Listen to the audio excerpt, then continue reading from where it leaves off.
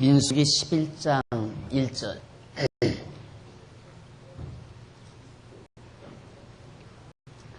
백성이 여호와의 들으시기에 악한 말로 원망하며 여호와께서 들으시고 진노하사 여호와의 불로 그들 중에 붙어서 진 끝을 서게 하시며 백성이 모세에게 부르짖음으로 모세가 여호와께 기도하니 불이 꺼졌더라. 그곳 이름을 아벨하라 칭하였으니 이는 여호와의 불이 그들 중에 붙은 연고였더라.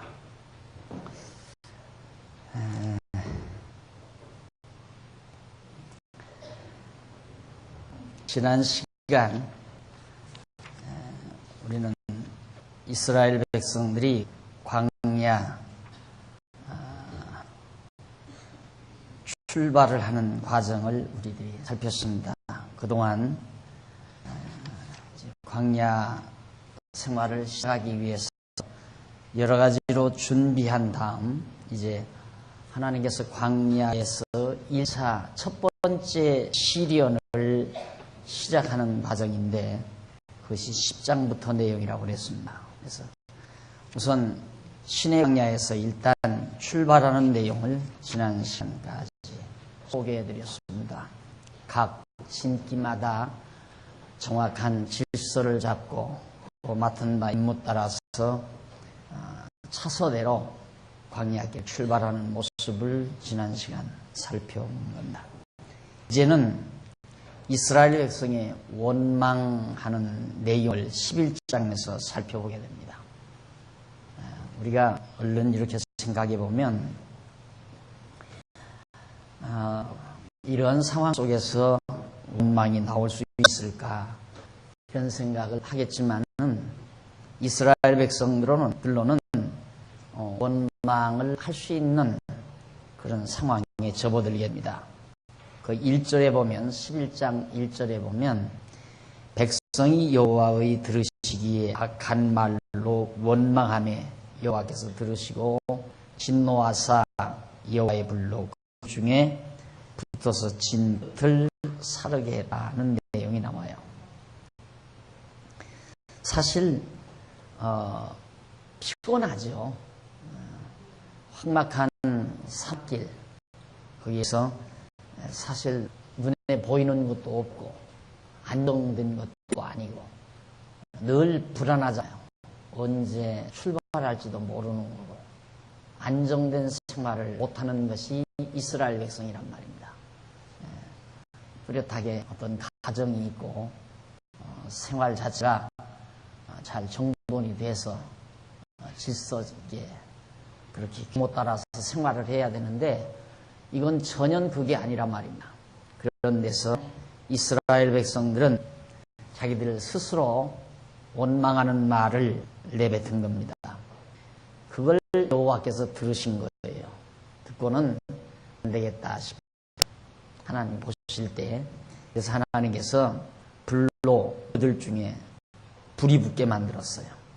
불이 붙게 만들어서 진 끝 이스라엘 백성들이 제일 뒤에 오는 단진기에 속한 자들이죠. 그 뒤에서 불이 붙어가지고 탄단 말입니다.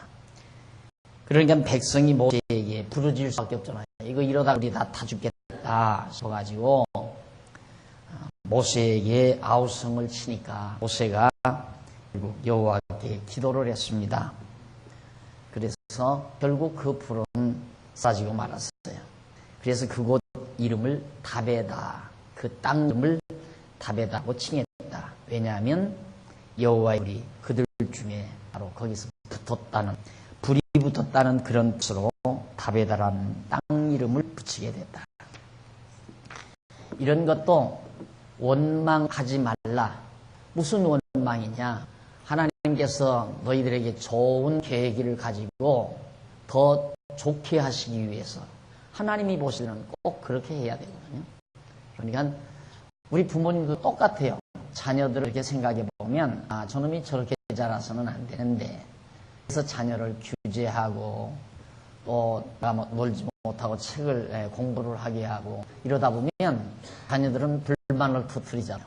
그러나 부모 입장에서는 저 어린 시절에 열심으로 배워야 될 배우고 인생을 살아갈 준비를 갖추어야 되는데 철없이 놀기만 하니까 부모로서는 답답하단 말이죠. 그래서 부모는 전체적인 미래를 내다보면서 자녀를 지도하지만 자녀는 그걸 인정하지를 않죠. 그래서 불만하잖아요. 부모에게 대한. 마찬가지로 하나님께서는 원대한 계획이 있어요. 원대한 계획이라는 것이 한 시대를 살아가는 어떤 사람에게 그 단순한 그 부분에 물론 개개인, 이스라엘 백성 개개인에 대한 계획도 다 있지만은 이스라엘 민족 전체에 대한 장구한 계획을 하나님은 가지고 계시다 말입니다. 그래서 장구한 미래에 대한 계획을 가지고 하나님께서 지금 이모로 저모로 섭리하시기 때문에 단순한 이스라엘 백성들로서는 순간에 닥쳐오는 곤고함을 견딘다는 게 그리 쉬운 일은 아니죠. 그래서 불만을 터뜨렸는데, 원망을 했는데 그 원망이 하나님 앞에 악한 말로 들리게 됐다. 그래서 사실 우리 신앙인들이 가장 쉽게 하나님 앞에서 범할 수 있는 과오가 불평과 원망입니다. 원망과 불평. 그것이 제일로 우리 현실 속에서 다가오는 가장 손쉬운 환경들이라 합니다. 내가 바라는 대로, 내가 원하는 대로 일이 이루어지지 아니하니까 그런 것들은 모두가 다 불만으로 이어지고 그런 것들은 되게 원망의 요소로 이어지게 되는 거란 말입니다.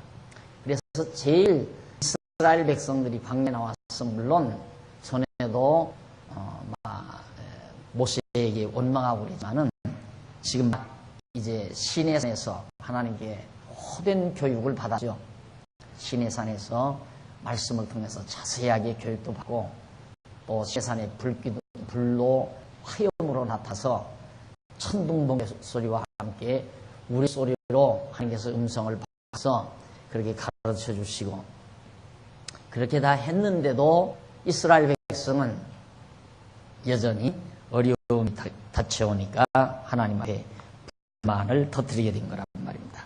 그래서 844페이지 위에서 11번째 줄 바꾼데 보시면 844페이지 위에서 11번째 줄 여기 여호와의 불은 여호와께서 직분 내리시는 불을 말하는데 이에 모세는 여호와께 기도를 드렸다. 기도를 들으신 여호와께서는 그들 열조에게 세우신 언약을 기억하고 불이 꺼지게 하셨다. 만일 여호와께서 이스라엘 자손을 광야에서 불로 다 진멸하여 보신다면 그들 열조와의 언약이 무효가 되고 마는 겁니다. 그러니까 하나님께서 여호와께서 모세의 기도를 들으시는 것은 당연한 거죠. 하나님이 지금 그 백성들 가나안까지 인도할 거거든요. 그런데 이제 출발과 돼서 다 불로 태워 죽여버린다면 하나님 언약이 다 공수표가 돼버리잖아요. 그래서 모세는 그 언약을 붙들고 기도를 한 것이고 그 기도하는 것을 하나님 또 들어주신 거고요. 이것이 잘 조화를 이룬 거죠. 그런데 왜 하나님은 하필이면 기도를 하게 해서 멈춰주는가? 모세가 기도 안 해도 걱정 아니에요. 그렇죠? 하나님 입장에서는. 모세가 기도 않고 가만히 있으면 하나님은 답답한 거예요. 왜? 기도 안 하면 이게 멈춰줄 수도 없고. 왜 멈춰줄 수 없나? 기도를 안 했는데도 더 진 것에서 불이 꺼졌다. 아하, 이런 불은 저절로 났다가 저절로 꺼지는가 보다. 아무런 효과가 없는 거예요. 그 불을 붙게 만드신 하나님의 섭리 하나님 입장에서는 아무런 효과를 거두지 못하고 도리어 백성들의 마음을 강팍하게 만드는 결과가 된단 말입니다. 왜? 불이 저절로 났다가 저절로 꺼졌는가 보다. 났을 때에는 혹시 하나님 불을 붙이셨을까 우리가 원망하니까. 그런데 아무렇지도 않았는데 기도도 안 했는데 불이 꺼져버렸다. 아, 하나님이 나게 한 게 아니라 워낙 날씨가 뜨겁고 그러니까 저절로 났다 저절로 꺼지는가 보다. 이렇게 알면 어떻게 되겠어요? 그래서 하나님 반드시 이 일을 발생시키시고 어려운 일 가운데서 기도할 마음을 주어요. 소원을 준다 그 말입니다. 하나님께 기도할 마음을. 그래서 그 기도를 하면 하나님께서 들어주셔요. 왜? 여호와께서 들어주셨다는 것을 깨닫게 하기 위해서. 그러니까 불을 붙이신 분도 여호와 하나님이시고 또 불을 꺼뜨리신 분도 못게 하신 분도 하나님 여호와이심을 깨닫게 하기 위해서 모세가 기도함으로 그 기도를 듣고 불이 꺼지도록 만들어 놓으시라. 그러니까 오늘 우리도 마찬가지죠. 하나님께서 우리에게 어려운 일을 주신 다음에는 하나님 앞에 의지하고 기도할 마음을 하나님이 주시고 간곡히 하나님 앞에 그 기도를 드리면 하나님 그 기도를 들으시고 우리의 소원대로 또 더 나아가서는 하나님의 언약대로죠. 하나님의 언약대로 1차적으로는 내 소원대로 하나님께서 기도를 들어서 응답해 주시는 것. 이렇게 해서 이제 백성들의 믿음을 키워가는 거예요. 믿음이 자꾸 자라게 하는 것은 이런 과정들이 많아야 돼요. 그러니까 곤고한 날과 형통한 날이 이렇게 계속해서 반복되면서 곤고한 날이 오니까 하나님께 의지하게 되고 의지했을 때 하나님이 형통한 날을 주고 또 형통했을 때 하나님 멀리하면 하나님께서 곤고한 날 주고 곤고했을 때 하나님께서 또 하나님께 기도하면 형통한 날을 주고 그렇게 하나님께서 반복하면서 우리들로 하여금 여호와 하나님 살아계신 것을 깨닫게 하고 여호와 하나님 경외하기를 깨닫게 해 가시는 하나님의 교육 방법이라는 것을 꼭 명심하셔야 됩니다. 그런데 우리가 항상 범하기 쉬운 과오가 뭐냐면 세상 살아가는 데 있어서 아주 손쉽게 착각을 일으키는 것 중에 하나가 하나님이 형통케 하시면 형통케 한 그것에 우리들의 관심이 집중된다는 거예요. 곤곡케 하면 곤곡케 한 그것에 관심이 집중이 되고 그러니까 무슨 일을 하나님 잘 되게 하시면 그 잘된 일에 우리의 관심이 쏠려져 버린다. 그건 누구나 쉽게 범하기 쉬운 과오예요. 그게 어리석은 거예요. 우리는 엄밀히 따져서 일이 안 돼도 하나님이요. 일이 안 되고 돼야 안 되기도 하고 되기도 하고 또 안 되기도 하고 되기도 해야 이 두 가지 사건을 통해서 하나님 여호와 경외하기를 배우잖아요. 문제는 여호와 경외하기를 배우는 것이 목적이지 일이 되고 안 되는 것이 목적이 아니라 그 말이에요. 이게 굉장히 중요한 부분이에요. 우리 성도들이 이 세상을 살아나가는 과정에서 굉장히 중요한 부분이 바로 이 부분이에요. 우리는 항상 무슨 일이 잘 된다, 잘못된다에 사로잡혀서 거기에서 스트레스를 받는 거예요. 잘 된다, 잘못된다. 그런데 엄밀히 따지면 잘못되는 일이 하나도 없거든요. 근본적으로 따지면 왜?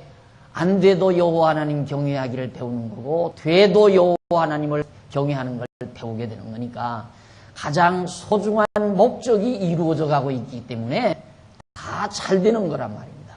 그런데 우리는 그게 아니라 방법의 목적을 두니까 수단을 목적화시켜 버리니까 완전히 우리의 삶의 자태가 뒤틀려버리고 또 마음에 부딪혀오는 온갖 갈등들이 밀려온다 이 말이에요. 수단은 수단이고 목적은 목적이어야 된다 이거죠. 우리는 항상 목적에 집착해야지 수단에 집착하는 순간 갈등이 오는 거예요. 그러니까 지혜는 바로 거기에 있죠. 내 마음속에 갈등이 밀려면 내가 수단을 목적화했구나 하는 것으로 정리를 하면 쉽게 마음 정리가 가능합니다. 내가 왜 이러지? 지금 내가 왜 이렇게 속이 상할까? 뭔 일을 잘 될 줄 알고 진행했는데 안 되니까 지금 스트레스를 받은 거란 말입니다. 그러면 그거 안 되는 게 정확한 거예요. 내 마음대로 안 되는 게 당연한 거 아니에요. 그런데 왜 내 마음대로 안 된 걸 스트레스 받느냐 이 말이에요. 이 세상 만사 다 여러분이 지금 몇 학기 동안 공부해 오는 것이 세상 만사 내 마음대로 안 된다. 하나님 정하신 뜻대로 된다. 그거 공부했다 이 말이죠. 그렇게 했는데도 가서 실제 생활하면서는 내 마음대로 안 되면 왜? 내 자식도 내 마음대로 안 되고 내 가족들도 내 마음대로 안 되고 사업도 내 마음대로 안 되고 세상에 내 마음대로 안 되는 것이 비일비한데 그걸 다 소화하고 살면 스트레스 받아서 일찍 죽어야 돼요. 하죠. 그 길밖에는 없어요. 그 길밖에는 없다 이 말입니다. 이 세상에 내 마음대로 안 되는 것이 천진데, 여러분 지금까지 살아오면서 내 마음대로 된 일이 있어요?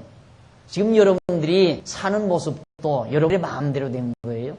여러분들이 가지고 있는 성취도, 성격도, 여러분들과 이루고 있는 가족도, 사업도, 삶의 터전도 여러분의 마음대로 된 거 하나도 없어요.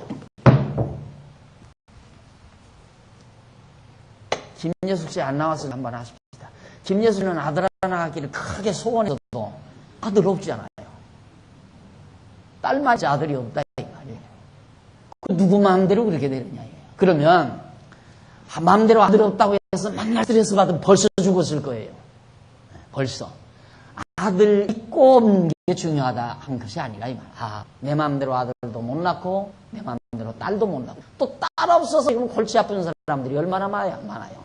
특히 집사님들. 참 골치지요. 그 다음 적적할 때 어디 갈 거요? 딸네 집 없으니. 며느리한테 가서 설거지 해주고 밥 얻어 먹으려고. 마음대로 안 된다 이 말이에요. 그러면 세상 만사 내 마음대로 안 된다는 것이 당연한데 왜 당연한 것 가지고 소화못하고 스트레스를 받느냐.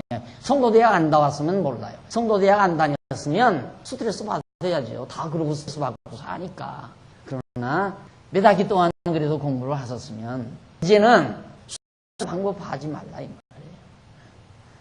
하나님께서 이스라엘 백성들을 광야에 들여다 놓고 그 고생시키는 이유는 사랑하는 백성 그 고생하는 거 하나님들 왜 원하겠습니까? 그러나 그렇게 해야 이스라엘 백성이 더 아름답고 견고하게 되고 또 하나님이 원하시는 뜻대로 잘 이스라엘 백성들이 번창하고 왕성하게 되어져 있기 때문에 하나님은 그렇게 해가시는 거예요. 지금 잘 돼가는 거예요. 지금. 비록 이스라엘 백성들이 광야에서 지금 시내산에서 출발해서 고생스럽기는 해도 이 일은 제대로 잘 가고 있는 거야. 그러나 이스라엘 백성은 그것 때문에 하나님을 원망하기에 이르게 됩니다.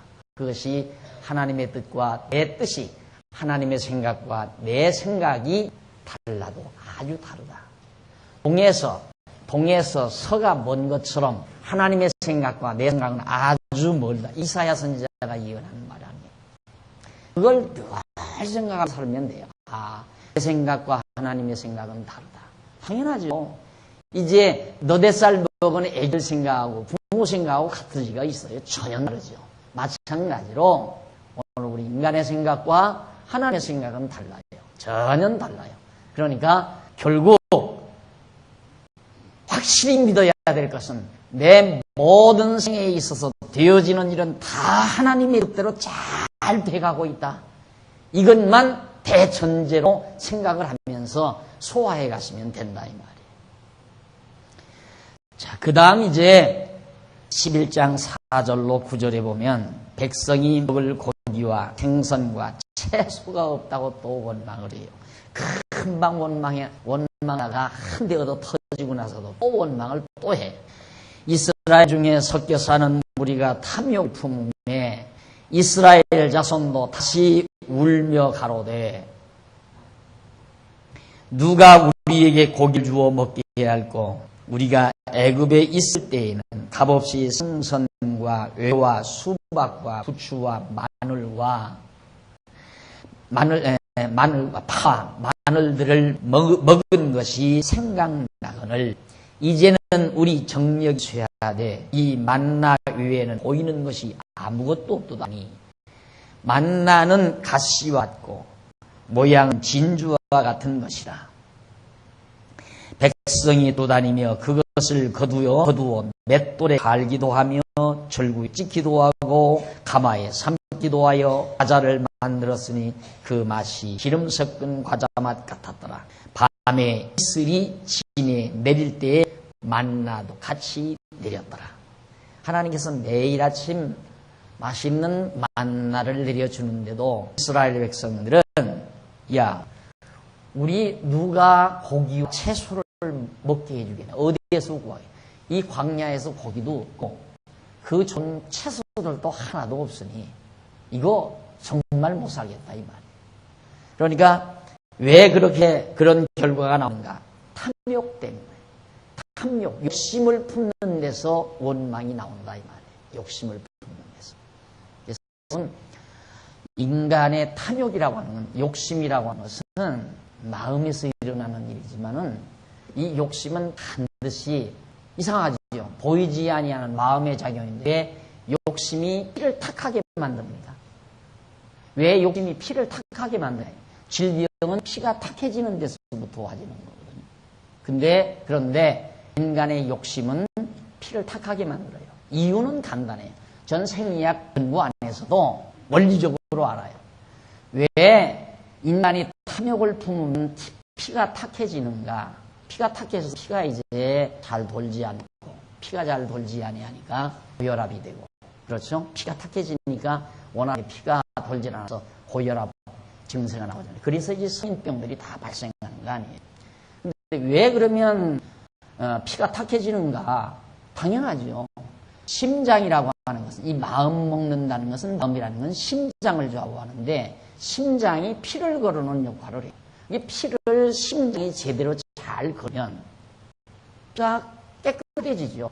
아무리 좀 고단백질을 먹었다 하더라도 피가 좀 탁해졌다가도 심장에서 피를 잘 걸러내면 피가 맑아진다 이 말이죠. 그런데 마음에 탐욕을 품고 욕심을 가득히 품고, 이제 욕심 품으면 심장이 열을 받잖아요. 사람이 욕심이 많으면 심장이 열이 많아요. 심장이 열을 받으면 심장 기능을 제대로 발휘합니다. 이걸 어느 의사가 합니까? 천하없는 의사도 그거 몰라요. 성경만이 그걸 알죠. 그러니까 오늘 정말 인간이 탐욕을 품는다는 것은 참 불행한 일이에요. 예. 반대로 감사함이 있다. 만족하고 감사함을 가지고 산다. 그건 아무리 오징어니 개고기니, 저도 오징어 개고기 먹었는데 우리 장로님들이 삶아 좀 먹었어요. 참 우리 장로님들이 일등이에요 진짜. 어제 우리 장로님들 말해도 되죠? 우리 안 줬다고 다 집사님들이 화난다고 말하지 말라고 그러시는 것 같은데 어떻게 말이 나왔습니다. 상관없어요. 그거 먹어도 상관없어요. 먹어도 마음에 평안이 있고 감사가 있고 아름다운 생각, 고운 생각을 하게 되면 심장 기능이 왕성해져요. 제대로 심장 기능이 잘 돼간다 이 말입니다. 그러니까 아주 욕심 많고 아주 성격이 고약한 사람을 심포가 나쁘다고 해요. 심포. 사람 심포. 그 심포라고 안 하죠. 심보가 고약한 저 사람이죠. 심보가 아니라 심포예요. 심장을 싸고 있는 포. 그게 나쁘다 그 말이에요. 그 심포가 나쁘면 결국 심장 기능을 제대로 못하는 거죠. 그래서 사람이란 고운 생각, 아름다운 생각, 고맙고 감사한 생각, 범사에 감사한 마음을 가지고 사는 건 최고예요. 최고. 혈색이 달라져요. 혈색이 확 달라져 버려요. 경험해보세요. 그렇게 되나 안 되나. 그러니까 정말 욕심이라는 것은 참 우리에게 불행한 일인데 이스라엘 백성들을 하나님이 다 누려주시고 다 책임져 주시고 인도해 주시고 하나님께서 다 가나안 땅까지 데려다 줄 건데 뭐가 걱정이에요.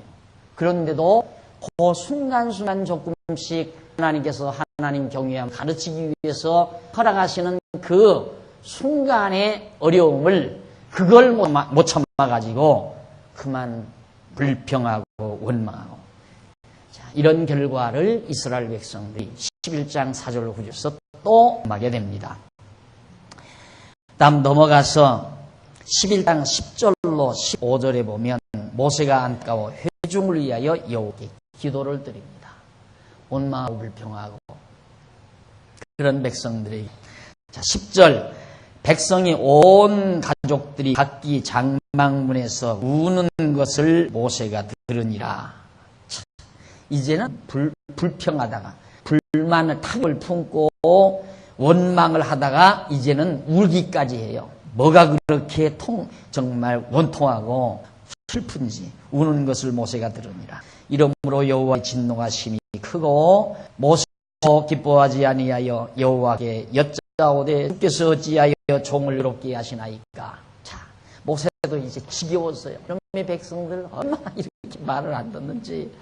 나를 위해 그냥 광야에서 이드로의 양물이나 그냥 끌고 다니면서 기다가 한 세상 살다 죽을 건데 뭐 나한테 왜 이 천만 이스라엘을 겨눠가지고 얼마나 골치 아프겠어요. 진짜로. 예? 그래서 종을 왜 이렇게 괴롭게 하시나이까 어찌하여 나로 주의 목전에 은혜를 입게 아니하시고 이 모든 백성을 내게 맡기사 나로 그 짐을 지게 하시나이까. 이 모든 백성을 내가 잉태하였나이까. 내가 어찌 그들을 생산하였기에 주께서 나더러 양육하는 아비가 젖 먹는 아이 품듯 그들을 품고 주께서 그들의 열조에게 맹세하신 땅으로 가라 하시나이까. 내가 이들 나눴습니까? 이 말이에요. 내가 이들을 왜 이렇게 인도해서 열조에게 맹세한 땅 왜 하필이면 나를 통해서 가라고 하십니까? 이제는 모세마저도 하나님 앞에 원망하기 시작했어요. 백성이 원망하다가 이제는 모세마저 합세해서 하나님 앞에 원망을 한다. 그들이 나를 향하여 울며 가되 우리에게 고기를 주어 먹게 하라 하온즉 책임이 심히 중하여 나 혼자는 이 모든 백성을 질 수 없나이다. 주께서 내게 이같이 하실진대 구하옵나니 내게 은혜를 베푸사 즉시 나를 죽여 바로 나의 곤고함을 보지 않게 하옵소서. 나 이 백성 책임 못 집니다. 아마 하나님께서 모세한테 책임지라고 큰일 날 뻔 알았어요. 누가 자기들을 책임지랬나? 안 그래요? 하나님 모세를 책임지라는 말 하나도 안 했어요. 내가 데리고 갈 테니까 너 인도해 내라 이 말이에요. 그러니까 모세도 그냥 하나님께 순종하고 하는 대로 해가면 되는데 모세도 지금 과잉 착각하는 거죠. 자기가 대단하게 자기가 그 민족들을 이끌고 지금 가는 줄로 착각한다 이 말이죠. 그래서 나 못하겠습니다. 주께서 내게 이가 행하실지인데 구하옵나니 내게 은혜를 베푸사 즉시 나를 죽여 나로 나의 곤감을 보지 않게 하고. 얼마나 괴로웠으면 차라리 나 죽여주십시오 그랬겠습니까? 그럴 거 아니에요. 그 많은 백성들이 모세한테 늘 그렇게 두려워 나가지도 못하지. 전문자서 공연히 뭐 우리를 애굽을 가나안으로 인도하노 쓸데없이 와가지고 애굽에서 고기 잘 먹고 채소 얻어먹고 일은 좀 고달프지만 편안하게 사는 우리들을 그래 이 아무것도 없는 광야 땅에다 들여놔놓고 야 이놈아 고기 좀 달라 채소 좀 달라 이 말이야. 죽을 맛 아니에요 모세 입장에서. 하나님 날 죽여주십시오. 내가 이들 나눴습니까? 왜 나한테 책임져놓고 이렇게 고통을 당하게 합니까? 이 말이지. 그러자 여호와 11장 16절로 23절 거기 보면 여호와께서 장로와 유사 70인을 모으라고 그랬어요. 장로들 다 그 백성들의 지도자들을 전부 다 70여 명을 모아놓아라. 여호와께서 모세에게 이르되 이스라엘 노인 중 백성의 장로와 유사된 줄을 네가 아는 자 70인을 데리고 회막 내 앞에 이르러 거기서 너와 함께 서게 하라. 내가 강림하 거기서 너와 말하고 내게 임한 신을 그들에게도 임하게 하리니 그들이 너와 함께 백성의 짐을 담당하고 너 혼자 지지 아니하리라. 또 백성에게 이르기를 너의 몸을 거룩히 하여 내일 고기 먹기를 기다리라. 너희가 울며 이르기를 누가 우리에게 고기를 주어 먹게 할꼬 애굽에 있을 때가 우리에게 재미있었다 하는 말이 여호와께 들렸으므로 여호와께서 너희에게 고기를 주어 먹게 하실 것이라. 하루나 이틀이나 닷새나 열흘이나 20일만 먹을 뿐 아니라 코에서 넘쳐서 싫어하기까지 1개월간을 먹게 하리니 이는 너희가 너희 중에 거하는 여호와를 멸시하고 그 앞에서 울며 이르기를 우리가 어찌하여 애굽에서 나왔던 거 함이라 하더라. 함이라 하라. 모세가 가로되 나와 함께 있는 이 백성의 여행자 60만 명이었는데 주의 말씀이 1개월간 고기를 주어 먹게 하겠다 하시오니 그들을 위하여 양떼와 소떼를 잡은 들 조카오며 바다의 모든 고기를 먹을 조카오니까 여호와께서 모세에게 이르시되 여호와의 손이 짧아졌느냐? 네가 이제 내 말이 내게 응한 여부를 보리라. 모세까지 원망하면서 죽여달라고 하니까 하나님께서 모세야, 그러면 너 말고 네가 아는 장로들 부사들 70여 명을 함께 데리고 회막앞 내 앞에다 와서 서 있어라. 내가 너에게 말한다. 그러면서 너 혼자만 아니라 이제 그 장로들 70인에게도 하나님의 신을 주어서 너와 함께 백성을 기도할 수 있도록 같이 협력할 수 있도록 해주마. 그리고 네 백성들이 고기 먹고 싶다고 하면서 애굽에서는 고기 잘 먹었는데 누가 우리에게 고기를 주고 먹게 할거나 하고 원망했는데 내가 하루가 아니다, 이틀이 아니다, 한 달 동안 코에서 고기 냄새가 풀 나도록 내가 먹여주마.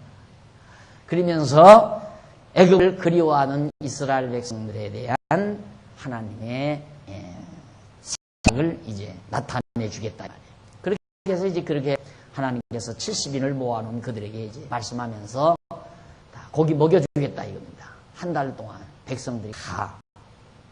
그러니까 모세가 하는 말이, 하나님, 소를 얼마를 잡아서 이들이 먹겠습니까? 어디가 소가 있습니까? 양이 어디가 있습니까? 짐승이 어디 있습니까? 이 말이죠. 또 바다의 물고기를 다 잡아온들 이들을 어떻게 그렇게 먹이겠습니까? 바다의 고기야 잡으면 먹이지요.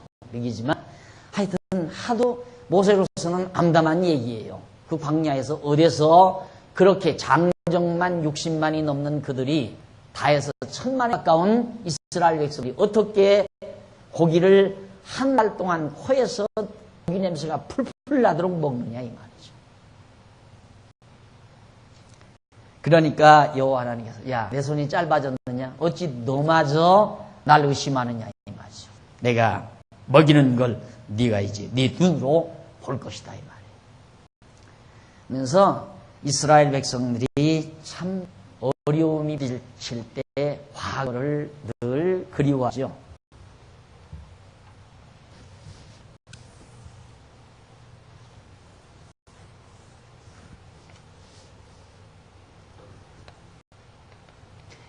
여기가 이제 과거 아니에요, 과거. 이건 현재예요, 현재.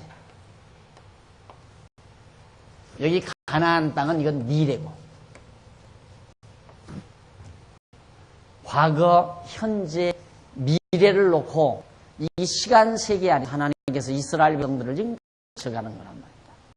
그런데 현재가 고통스러울 때마다 이스라엘 백성들은 여기를 바라보는 것이 아니라 여기를 생각하는 거예요. 여기를 그리워한다. 이게 아주 태보적인 생각이죠. 과거를 그리워한다고 하는 것은 태보적인 인간에게서 나타납니다. 그러니까 사람을 이렇게 상대해 보면 항상 후회만 심한 생각을 하고 사는 사람, 참 고통, 괴로운 사람이에요. 과거를 후회하고 사는 사람. 여기 보면 착실한 사람 같죠? 과거를 그리워하는 사람. 현재를 후회하고. 늘 현재는 후회에 잠겨져 있고 과거를 그리워하는 사람. 그 사람은 퇴보적인 생각을 가지고 있는 사람입니다. 이런 사람은 내가 사장이라면 사원 안 써요. 내가 사장이라면. 내가 무슨 어느 기관장이라고 해요. 그런 사람을 절대 공무원으로 발탁을 안 하죠. 진취적인 사람. 오늘의 현실의 고통을 디디고 미래를 향해서 뻗어가는 진취적인 생각을 가지고 있는 사람. 근데 이스라엘 백성들은 현재 당하는 고통 속에서 과거를 그리워해요. 과거가 좋았다 이거예요. 과거가 뭐가 좋아요? 나라도 없이, 국권도 없이, 국토도 없이 노예 생활하는 그 노예 생활이 좋았다 그거예요. 그러니 얼마나 어리석고 미련한 백성입니까? 그래서 하나님께서 그런 백성들을 이제 하나님 경외하면서 소망 중에 산 백성으로 바꾸어 가려니까 교육이 그렇게 간단합니까? 자, 태보적인 생각하지 말라. 진취적으로 소망을 가지고 살아가라. 이렇게 말 한마디로 이루어질 것 같으면 교육 못할 사람이 어디 있어요? 교육 못할 사람이 어디 있냐? 다 교육할 수 있죠. 그래서 함부로 교육가가 된다는 것은 참 어려운 일이에요. 지금 연구원에서 기독교 교육학 정리하고 있는 중이지만은 이 인간을 교육한다는 거. 하나님도 한 민족을 교육시키는데 광야에서 40년이나 여기서만 40년이라는 역사가 필요했고 여기에서는 400년이라는 역사가 필요해요. 400년이라는 역사가 필요하고 40년이라는 역사가 필요하고 그래서 교육은 100년대계라고 그러죠. 100년대. 하루아침에 이루어지는 게 아니에요. 그런 말이 나와요. 살 먹은 어린 아들을 하나 놓고는 부모가 어느 유명한 교육가에게 찾아와서 물었다고 그래요.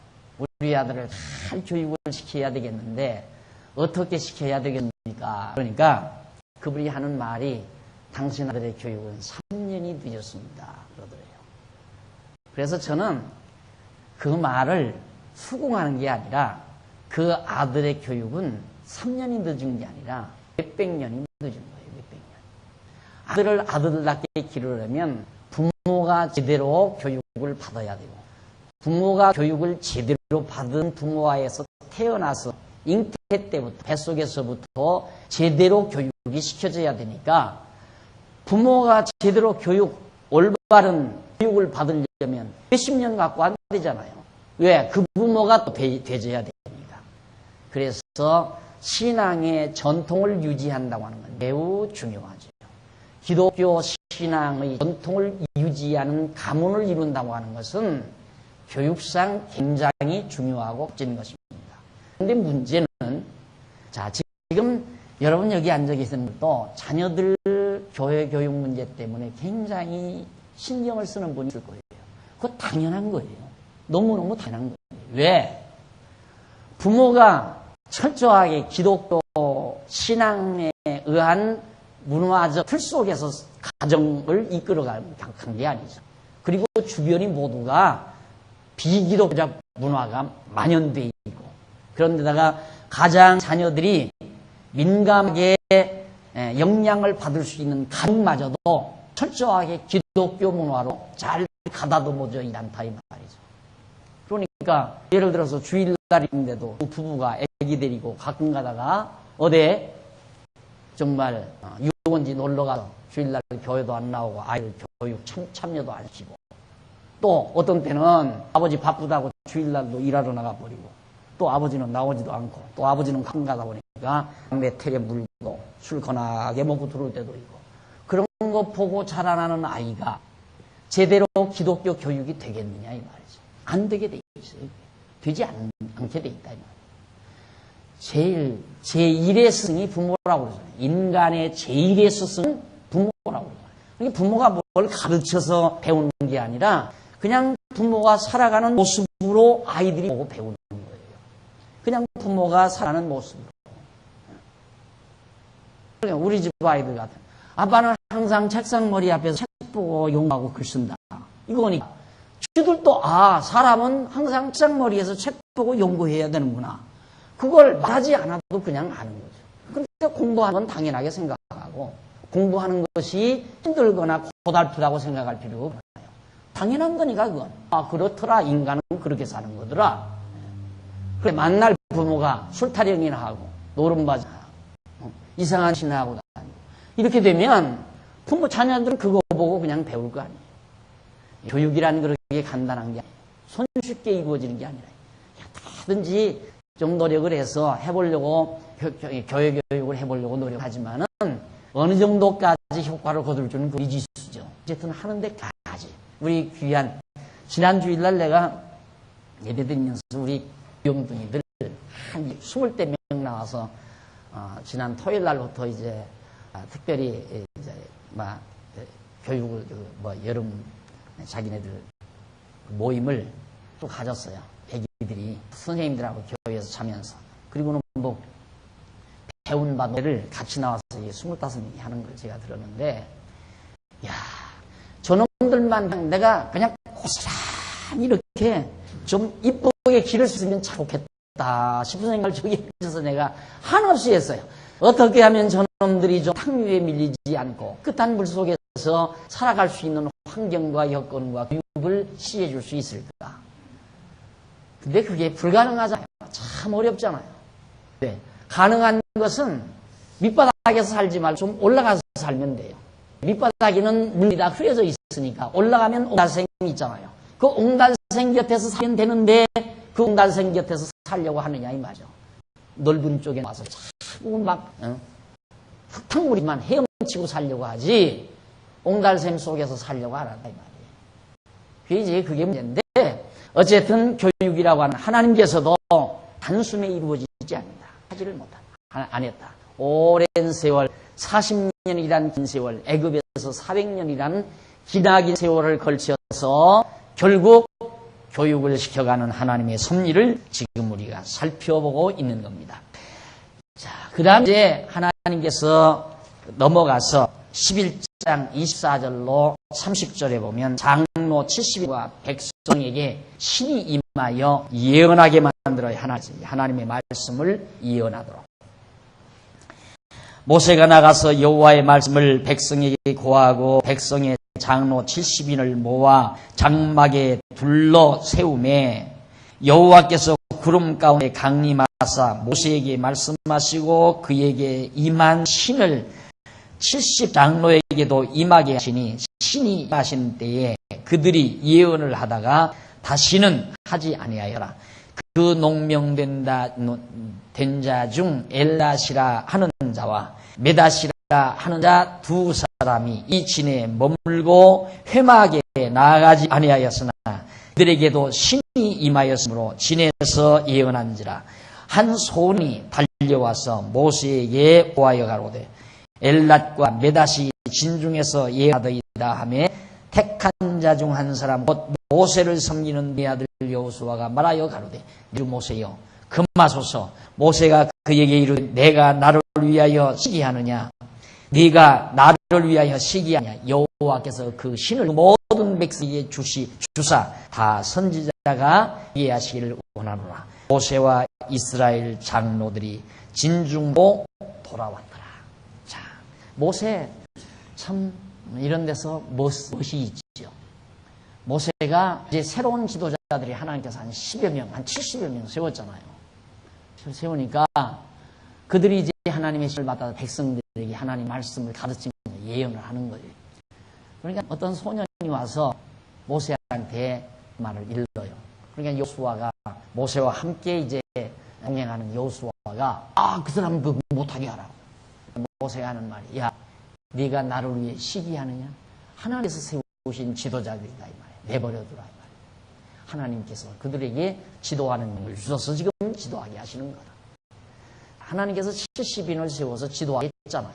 그래서 신에 의해서 하나님의 말씀을 그들에게 가르치도록 섭리하시는 그런 과정에서 모세의 순수함에 다시 한번 상큼함을 느낄 수 있죠. 참 멋있잖아요. 안 그래요? 자기만 지도자라고 오만방자 떨고 자고하고 그런 게 아니라 자기와 함께 동행할 수 있는 자들을 하나님께서 주셨다는 기쁨과 감사함에서 그들을 기쁨으로 맞아들이는 모세의 모습을 우리가 엿볼 수 있습니다. 그런데 이제는 아까 여기서 고기를 주는데 그렇게 고기를 한 달 동안씩 고기 냄새가 나도록 먹이실 수 있는 하나님이 왜 고기를 안 먹이고 원망하기까지 왜 놔둬요? 그렇잖아요? 하나님이 왜 그렇게 하시느냐 이 말이죠. 차라리 그러면 안 먹이시려면 원망하거나 말거나 원망하면 두들겨 패버리고 그리고는 먹이지 않으면 될 거 아니에요. 그런데 먹이실 수 없는 게 아니라 먹일 수 있는 능력이 있으신 분이 안 먹이니까 원망하고 원망하니까 또 하나님께서 고기를 주어서 먹이시고 자, 안 먹이고 원망하고 먹이시고 왜 그렇게 안 먹이고 맞죠? 왜 안 먹이고 안 먹인다. 먹이지 않고 왜 고기를 안 먹인다 안 먹이고서 원망하게 하는가. 이게 안 먹인 것도 하나님이 안 먹인 거고 안 먹이니까 원망했으니까 원망하긴 거죠. 안 먹였으니까 원망한 거 아니에요. 원망하게 하시고 그리고 왜 또 먹이셔요. 이것이 바로 교육이다 이 말이에요. 안 되게 해서 원망하게 만들고 되게 하는 거. 이게 하나님의 교육 방법이에요. 그래야 깨달으니까. 근데 광야 가자마자 와 고기도 많고 채소도 많고 만나도 많고 흔져 있으면 누가 주었다? 이야, 우리가 채소 좋다 이거예요. 좋은 땅에 왔구나. 야, 우리 더 가지 말고 그냥 여기서 그냥 살자. 그럴 거 아니에요. 하나님 의지하고 나발이 없어요. 하나님 깨닫고 하나님 경외하고 그런 거 전혀 없다 그 말이에요. 그러니까 하나님께서 완전히 광야에다 놓고 먹고 싶은 고기 못 먹게 하고 그렇게 해서 원망게 하고 그런 다음 하나님께서 먹여서 하나님 여호와가 먹게도 하고 못 먹게도 하시는구나. 배고프게도 하고 배부르게도 하시고 우리를 형통하게도 하시고 공고하게도 하시는구나. 그래서 여호와 하나님을 깨달아 알게 하시기 위한 것이 하나님께서 하시는 중요한 섭리라 이 말이에요. 이렇게 지금도 우리를 그렇게 인도해 가는 거예요. 내 마음대로 안 되는 것 당연한 줄 알고 살아야 된다 이 말이에요. 그런데 내 마음대로 안 되는 것을 속상하게 생각하고 사는 건 하나님 여호와 잊어버린 사람이죠. 애기가 부모님이 살면서 제 마음대로 안 되는 거 알고 살아야 되는데 애기가 왜 그렇게 짜증이 많은가? 만사를 다 제 마음대로 하겠다는 거예요. 만사를 다 제 마음대로. 화장대 앞에 있는 그 화장품이 얼마나 비싼 건데 그거 가지고 나가서 밖에 나가서 아이들하고 소꿉장난 하겠다 이거야. 그러니 그걸 놔둘 부모가 어디 있어요? 안 그래요? 안 돼요. 자기 마음대로 안 되는 거란 말입니다. 인간 삶이라는 게. 그러니까 안 되는 게 당연한 거. 왜? 하나님 여호와가 살아계시니까. 누구 뜻대로 되나? 하나님의 정하신 뜻대로 된다.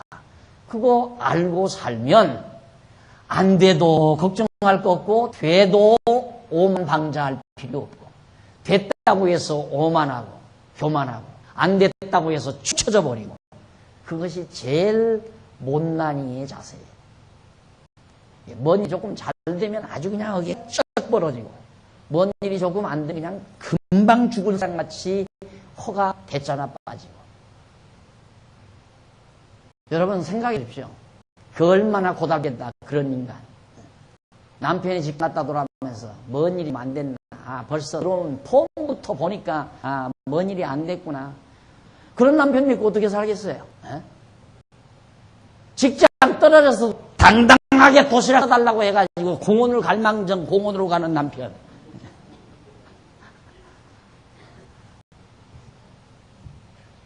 뭔 일이 좀 또 잘했다고 해서 그냥 오만하고 방구만하고 잘난 척하고. 그거 제일 못난이가 하는 짓이란 말이에요.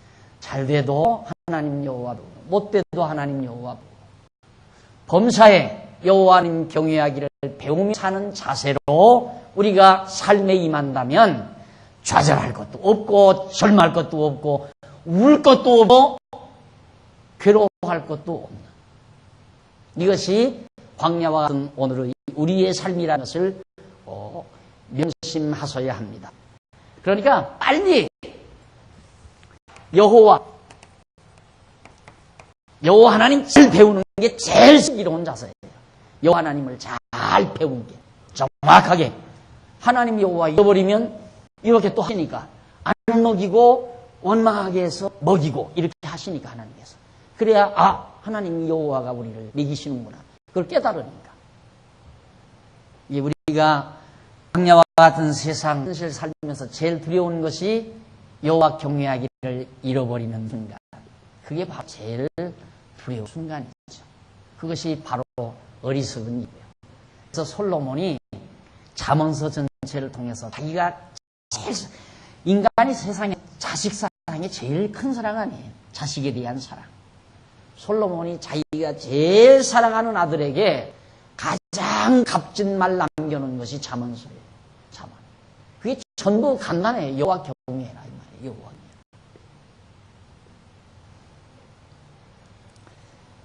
그 다음 849페이지 11장 31절로 35절 보면 여호와께서 매출하기를 탐욕낸 백성을 진노하라. 이놈의 탐욕은 어디가나 없어지지 않아요. 없을 때도 없어도 탐욕. 여기는 있어도 탐욕.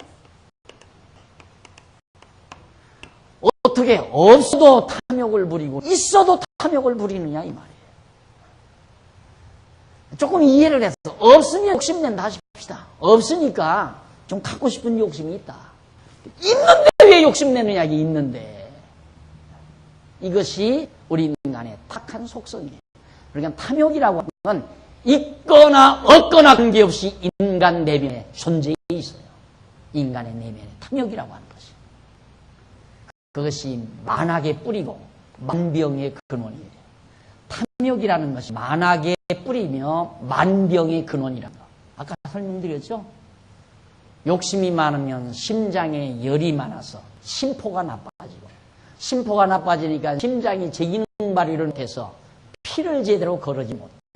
그냥 피가 탁해지니까 성인병이 유발이 되고, 그래서 질병이 생기는 거야, 나이가 들수록. 뭐 먹으면 피가 맑아진다고. 뭐 먹으면 피가, 아무리 좋은 걸 먹으면서 욕심 가득하게 살고 가득히 가지고 있으면 필요 없어요. 필요 없는 거예요. 아무리 좀 험한 음식을 먹었더라도 마음 편안하게 살면 다 걸러내요. 독성도 걸러내고 다 좀 좋지 않은 영양소도 다 걸러내게 돼 있어요. 뭐가? 심장이, 또 간장이. 다 이 욕심이 간장, 심장에 다 영향을 주잖아요.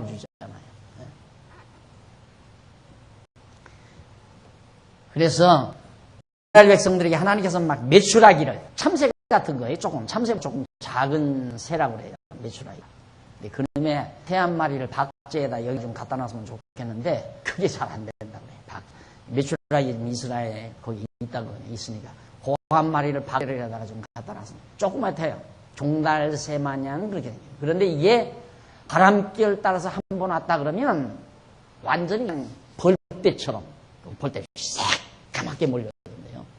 그렇게 하나님이 역사한 거예요. 이제 바람결 따라 그게 몰려들어서 참 새들이. 하나님께서 막 광야에다 몰아붙여버린 거예요, 그냥. 그 메추라기를. 그러니까 그 메추라기 갖다가 먹으니까 참새고기 세상에 참새 황소등에 앉아서 내 고기 열심하고 내 고기 열심하고 안 바꾼다 그런다고 그러잖아요. 그렇게 맛있는 쇠고기를 이스라엘 백성으로 코에서 냄새가 풀풀 나도록 먹게 그렇게 하나님이 해 주셨는데 거기서 무슨 욕심을 부려? 무슨 욕심을? 예, 애기들 길러보면 저놈이 건강하게 크겠다, 건강하게 크겠다 그걸 알아볼 수 있는 게 뭐냐면 애기들 키우면 뭐 먹을 것 좁으면 입에다 하나 물고 그 다음 자기 이 앞에다가 하나 갖다 놓고 오른손에 들고 왼손에 들고 그리고는 어떻게 막 더 갖고 싶어. 요놈은 건강하게 못 커요. 확실히 건강하게 못 큰다는 거예요. 먹을 것 가져주면 집어서 엄마 하나 입에다 주고 아빠 입에다 넣어주고 집에도 먹고 그렇게 큰 놈이 건강하게 크죠. 한번 읽어보십시다. 바람이 여호와께로서 나와 31절 바다에서부터 메추라기를 모아 진곁 이편 저편 곧진 사방으로 각기 하루길 되는 지면 위에 하루길이라면 보통 하루길은 한 40km, 한 40km 엄청난 면적 아니에요. 사방 40km 하루길이니까 그런 면적 위에 그냥 메추라기 새까맣게 떨어지게 만든다 이 말입니다. 지면 위 두 규빗쯤, 두 규빗, 그것도 막 높이 이런 정도. 그렇게 내리게 한지라 백성이 일어나 종일 종야와 그 이튿날 종일토록 메추라기를 모으니 적게 모은 자도 10호멜이라 그들이 자기를 위하여 진 산에 펴두었더라. 고기가 아직 이 사이에 있어 씹히기 전에 여호와께서 백성에게 대하여 진노하사 심히 큰 재앙으로 치솟으므로 그건 이름을 기브롯 핫다와라 칭하였으니 탐욕을 낸 백성을 거기 장사함이었더라. 백성이 기브롯 핫다와에서 진행하여 하세롯에 이르러 거기 거하나. 하나님께서 진노가 내렸어요. 왜? 아무리 많이 와서 새들이 와서 메추라기 와서 내려앉았어도 먹을 만큼 갖다 먹으면 되잖아요. 왜? 하나님께서 한 달 동안 먹게 해준다고 약속을 했으니까 그거 믿어야지요. 안 그래요? 그런데 어디 그래요? 나 죽는 날까지 먹고, 그 다음 내 새끼 죽는 날까지 먹고, 손자, 증손자, 고손자, 막, 대대손손 먹여 살리는 사각개짝에다가 돈을 쓸어 담지. 그렇게 욕심이 많으니까. 하나님이 그걸 원치 않는데 말이에요. 왜 인간들이 그러는가? 그거 먹고 살려고. 사각개짝에다 갖다 싸놓고 나는 이는 든든하다. 그거 먹고 살려고. 그 하나님이 그걸 원하시겠냐 이 말이에요. 광야예요, 여러분. 우리 하는 데가 광야라 이 말입니다. 광야. 먹을 것과 입을 것이 있으면 족한 줄 알고 살라 하신 이유가 그거예요. 오늘 아침 잡섰잖아요. 점심 또 주고 도시락 싸우셨죠. 그리고 저녁밥 있잖아요. 근데 왜? 무엇 때문에 무슨 탐욕이 그렇게 많냐 이 말이에요. 하나님께서 그래서 진노를 베푸는 거죠. 너희들이 아직도 나를 못 믿는 여호와 하나님을 못 믿는다. 한 달 동안 시컷 먹게 줬다면 먹을 만큼만 가져와야지. 그런데 그냥 욕심껏 갖다 먹지도 않아. 또 다 퍼내버려.